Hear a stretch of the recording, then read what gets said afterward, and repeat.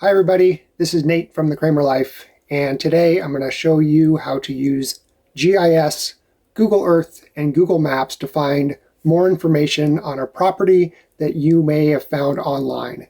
Katie and I have been looking for our homestead for a little over a year, and we have come upon a couple small tips and tricks and useful information along our way. Katie's the one that finds the properties online. She made a video of that. And if you want to see it, I'll link it down below in the description. And once she finds it, I go into the GIS, into Google Earth and Google Maps to find more information about the property to see if it's one that we want to go look at for a purchase for our homestead. You can use this information if you're looking to buy land, if you're looking to buy your own homestead, or just some property in general, even if it has a house on it. So I'm going to use a random property as an example. I'm going to focus on features in the GIS, in Google Earth and Google Maps that are specific to finding more information about the property. I'm not going to cover all of the features and functions of those programs. I have put in chapters in this video. If there are certain topics that you want to skip to, you can do that using the chapters below. All right, let's get started. So the property that we're going to start with today is on Bat Cave Road in Old Fort, North Carolina. First thing we need to do is figure out which county Old Fort is in and then find that county's GIS system. So Old Fort, North Carolina County, it shows that it is in McDowell County. And I need to put my glasses on because I can't read without the glasses. So McDowell County. So I will type in McDowell County GIS, and here we are. It is a good idea to do McDowell County, North Carolina GIS, so that way you're even more specific. First thing I want to show you is the search function. The search function is the magnifying glass, and you can search for a property a couple different ways. You can do it by the tax ID number, the parcel number, the property ID number. You can do it by the owner's name. Do it by the deed book and deed page. Some MLS listings have that listed. And you can also do it by the address. Now the property that we're looking at here has a full address, so I'll go ahead and copy that and search from the address. You want to take note that the road type is abbreviated. So road is RD, street is ST. So I'll hit submit. And here we are. I'll go ahead and click on it, and it brings me right to the property. And it's designated by this little dot. Not all GIS systems have this little dot. So now that we've found the property, I want to show you a couple tools that are available to you in the GIS system. The first one is the simple zoom in, zoom out, pretty standard stuff, plus, minus. There is a magnifying glass with a plus where you can drag the area you want to zoom into. The minus kind of does the opposite of that. The one that I use quite often is the identification tool. I click on the little circle with an eye in it, and I click on a parcel to see if that's the one I'm looking for, if it doesn't zoom right to it. So I clicked on our property. It has given us the border of the property, and now we have more information over on this details tab here. So we can see that it has property ID, PIN number, account number. It has the name of the owner and the address of the owner. This is a good way to find out if the property owner lives on that property or not. It shows the deed book, the deed page. This one shows legal land units 831, and it says the unit type is AC, which means acres. So it is 8.31 acres. Another thing that is useful in this details or this identification tool is the tax card link. Clicking on the tax card link brings up more information on the property that wouldn't necessarily be available on the GIS itself. So I'm going to go ahead and zoom in here, and we can see that this is for that road, 5963 Bat Cave Road. It is for tax year of 2022. Some things to note on this tax card here. You get some detail on the construction type of the property. For example, it's a continuous footing foundation, has bricks, has a gable, has carpet. You can see the outline, the basic outline of the house. We can also determine the sales history of this. It was originally purchased in February of 1964. It does not have an amount, and it was recently purchased in April of 2021. Again, there's no sales price here. And we can also determine what the zoning is for a property. So it says local zoning. It doesn't actually have it listed here, but this is where you would find zoning information if it's not found on the GIS, which is a very important thing to know if you're looking for land for farming, for homesteading, because you need to make sure that the things you want to do on your property, you can do, and you're not going to be zoned out. Let's get into some more details here. So there are layers that most GIS systems have. In this one here, I have to click on the side menu, and it gives me a list of layers. For example, if I want to see the contours of a property, I can click on contours. These are 20-foot contours. I'm going to go ahead and zoom in here. So we can see that at this area of the property, it is 1,700 feet above sea level, and it looks like it's a 20-foot distance between, or 20-foot drop or gain in elevation between each line. So it'd be 1680, 1660, and this one is 1640, and I can see that from here. So it does climb from the front of the property to the back, and it looks like it goes from roughly 1620 feet to upwards of 1760 feet. So almost 140 foot gain. We can also see rivers, lakes, and streams if there are any on the property. So I'll go ahead and turn on rivers and streams. And it doesn't look like this property has any rivers or streams going through it. If I zoom out, I'm going to take off the contours. All right, so we can see up here we have, looks like Jackson Creek and Lytle Branch. If I turn that off, those go away. So you can see that turning that on with the label on them, you can see rivers and streams in the area. That's also true for watersheds. It'll tell you if your property is in a watershed. And that's also true for flood zones. So if I turn on the flood zone, we can see up here that those creeks and those branches do create a flood zone. And this property that we're looking at is not in a flood zone. It looks like we can also turn on addresses, road names, and lot numbers. And so we're seeing them now. So Bat Cave Road, here's a lot number, I think. So I'm going to go ahead and turn off roads. Roads just turned off. I'll turn them back on with the label. Parcels, it will not show you the boundaries of all the parcels or the properties. And lot numbers those are turning off, but the big ones are not. So pin annotation, what's that? Oh, so it's property ID number annotations or lot numbers. We can also take a look at the different maps they have available. So right now we're looking at a blank canvas. There is no map turned on. If I turn on the ArcGIS World Imagery or even the Ariel imagery of 2018, now I can see what the property looks like from above, and I can actually get a lot of information from this view. For example, I can now, if I zoom in a little bit, I can see that it's mostly wooded.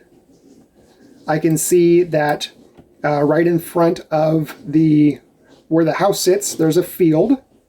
I can see that there's a driveway, and it looks like it's partially gravel, and it looks like there's asphalt here.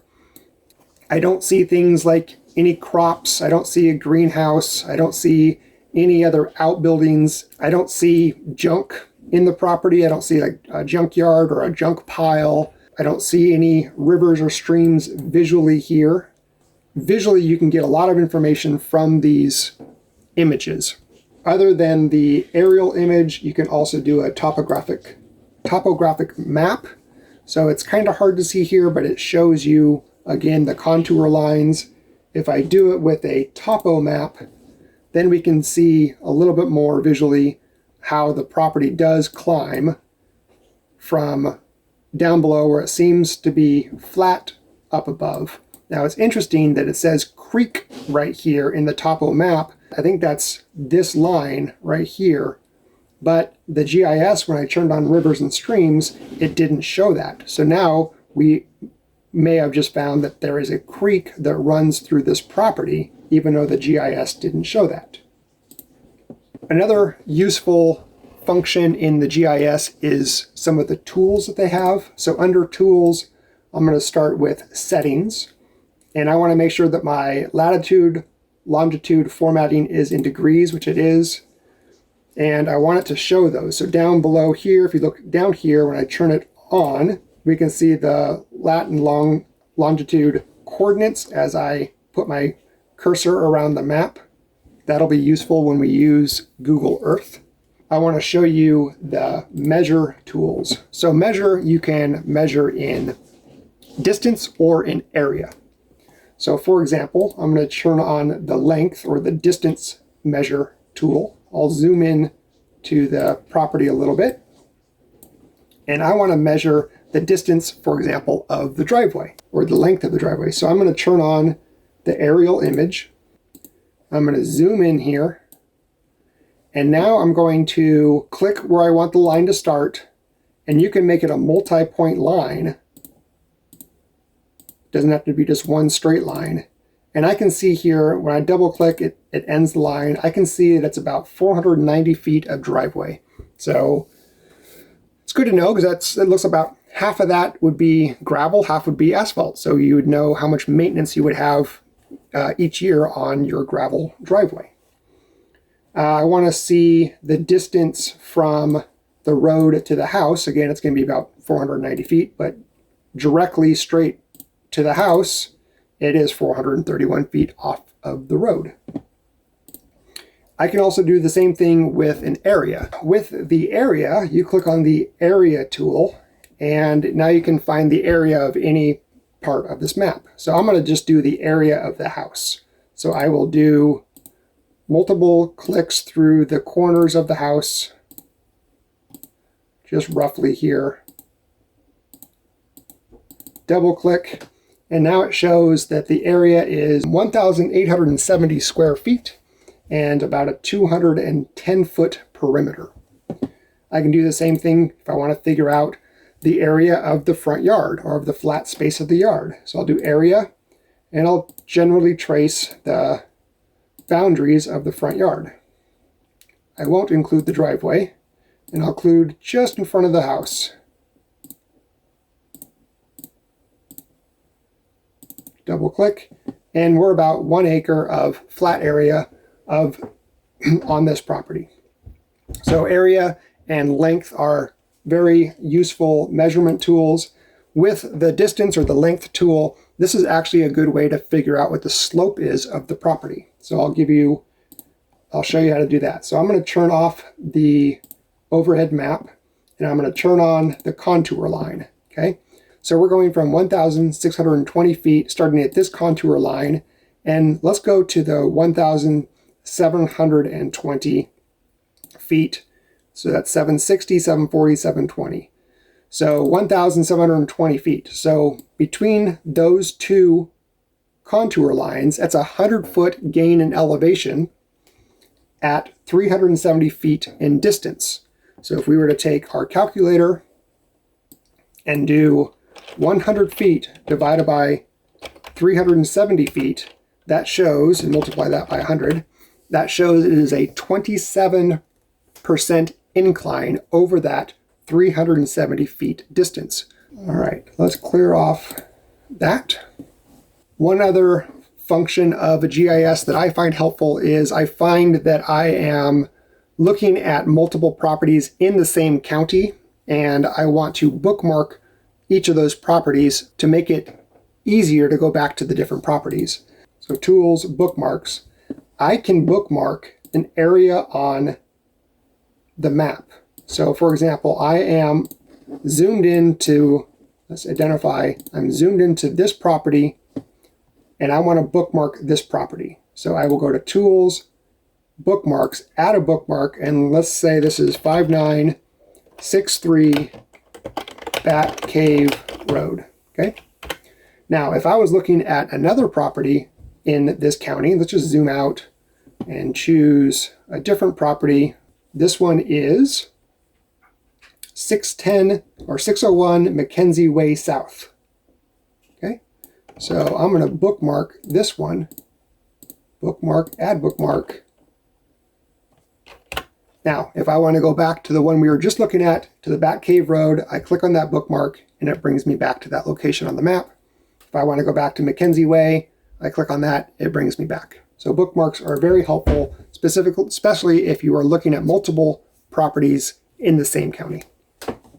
One thing I do want to mention is when you have an MLS listing that does not have a street address, say it was just 0 Bat Cave Road. It was a lot. It didn't have a house assignment on it, a house number assignment. Sometimes those are really hard to find in the GIS, so you have to look for clues in the listing.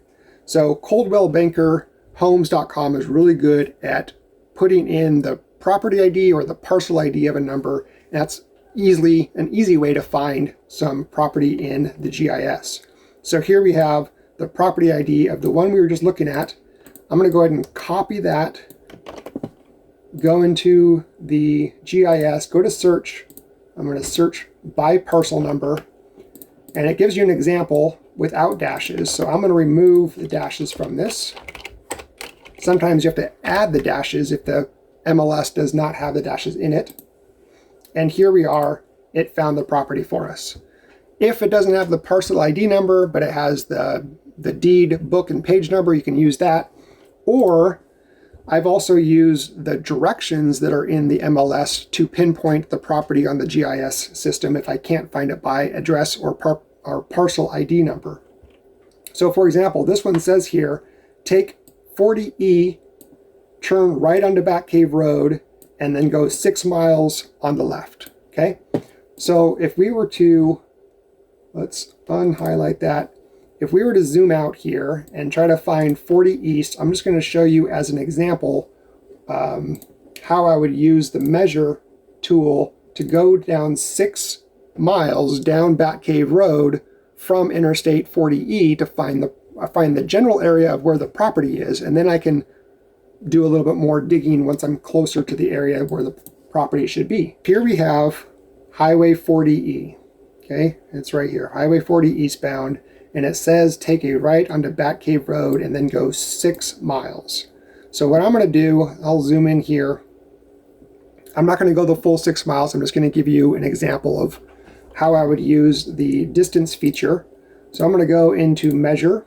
I'm going to go to distance, and I'm going to start where Bat Cave Road and Highway 40 off-ramp is. And I'm going to just start drawing the line down Bat Cave Road. So let's just pretend that it just said it was half a mile or a mile down. So I'm going to double click, and here I am 0.8 miles down the road. Okay, so if the direction said head 0.8 miles, it's on your right, I would know that the property is in this area. So then I could use the identify tool and click on the properties until I found the one that I'm looking for. So if this property, for example, said that it was 15.23 acres, and it didn't have this address, right? This is one of those, doesn't have an address, but it's a 15.23 acre, about 0.8 miles off of Highway 40 on Bat Cave Road. Then I went 0.8 miles, I clicked on this with the identify function, and I found that this is the 15.23 acre property. So I found it. So that's another useful way of finding some property that doesn't have an address, doesn't have a parcel ID number, doesn't have a deed, page, or book number, but you know what general area it is because of the directions that are in the MLS. That is the extent of what I wanted to show you in GIS. You can get a lot of information from the stuff that I just showed you there. But now I want to show you Google Earth and how you can use that to get additional information on the property. To get to Google Earth, you go to earth.google.com, and there are 2 ways to get to a location in Google Earth, either by the address or by the latitude and longitude coordinates. So in this case, we have the address, so I'll go ahead and copy the address, paste it in,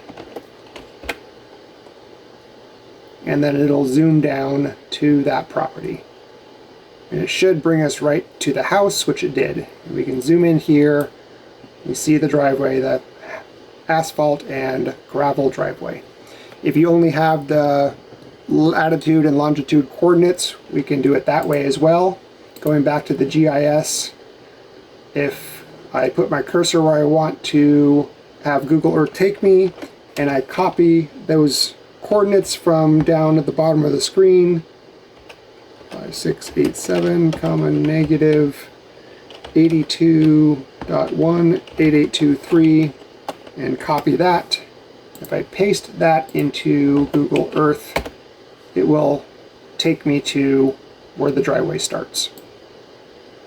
And as you can see here, now I have a 3D representation of the terrain around the house. I can't see the parcel boundaries or the property boundaries, but I can see the topography. Just like the contours on the GIS showed, it is flat in the beginning, and as you head back to the back of the property, it does raise up quite a bit.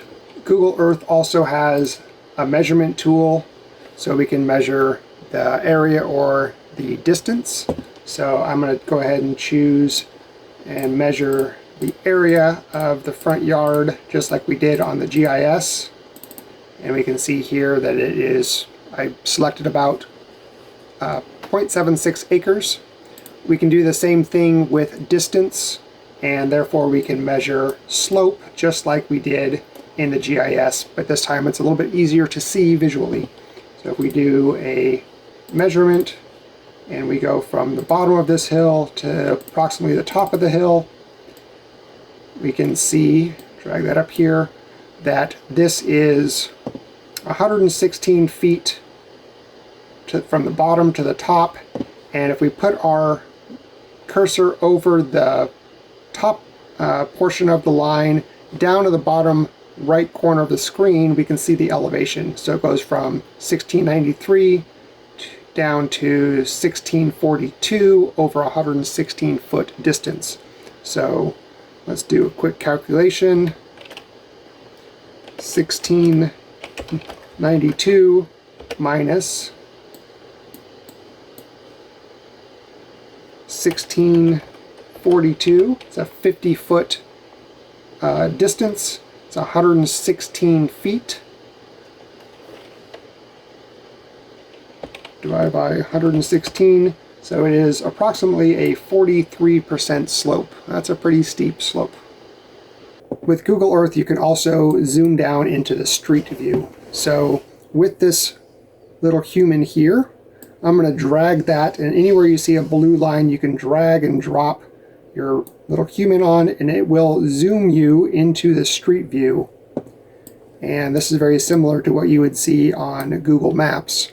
But here, I can now see that property from the street. You can see the gravel driveway, and the house is way back there. And if I want to use these arrows, I can walk my way down the road. If I want to go further, I'll just double click on an area on the map further down the road, and it'll zoom me down those.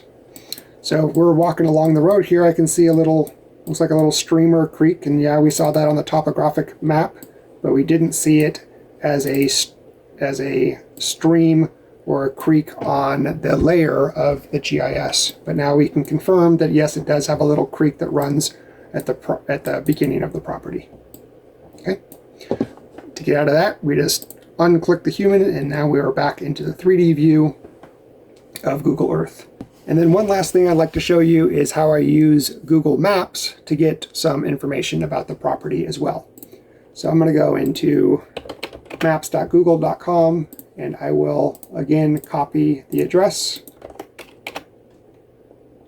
and it'll take me to the property.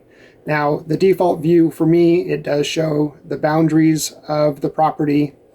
I can go into layers and go into the overhead image view of it, go back to layers and choose terrain, and now I can see a visual representation like a topographic map of the property. Turn on, turn off the terrain. I can zoom in and I can see things like buildings and the house and the driveway. If there was a creek or a pond, it might show that here as well. So let's go into the overhead image and zoom out a bit to kind of take a look at what the neighborhood looks like, to see if there's anything that would turn me off as a landowner, like a big poultry operation, maybe a mine, big junkyard. Some people don't like cemeteries, so a cemetery. I'm not seeing any of that in the area around me. We also use Google Maps to determine how close in proximity we are to things, how close to a town we are. It's important that we're near veterinarian services, home improvement stores, grocery stores, that we're not more than 20-25 minutes away. So I'm going to use the search nearby function, and I'll start with a home improvement store, which is very important to me. I'm just going to go back to the base layer here. And I can see that Gibbs Hardware is 10 minutes away. Lowe's Home Improvement is 25 minutes away. So Tractor Supply is 18 minutes away. So this property is pretty close to home improvement stores. Let's see how close we are to a veterinarian. We are 21 minutes from Blue Ridge Animal Hospital. This property is 24 minutes away from Animal Hospital of Marion. So again, close to a veterinarian. What about a grocery store? 8 minutes to Joy Foods. 22 minutes to an Ingles. So you can see here that it's close in proximity to things that are important to Katie and I. You can see how far away from the interstate, how far away from friends you would be. So this is a nice little tool to use to get more information about a property as well. So that concludes my tutorial on how to use GIS, Google Earth, and Google Maps to get more information about a property that you're interested in before you go look at it personally or physically. And I hope this was helpful for you. As a reminder, Katie did a video on how to find properties online. So I'll put a link to that video in the description. Please let me know if I missed anything. If you have any questions or any comments for me, please leave them below in the comments. And if you haven't subscribed, please do. And we would also love for you to hit that like button. Thanks, everybody. We'll see you on the next one.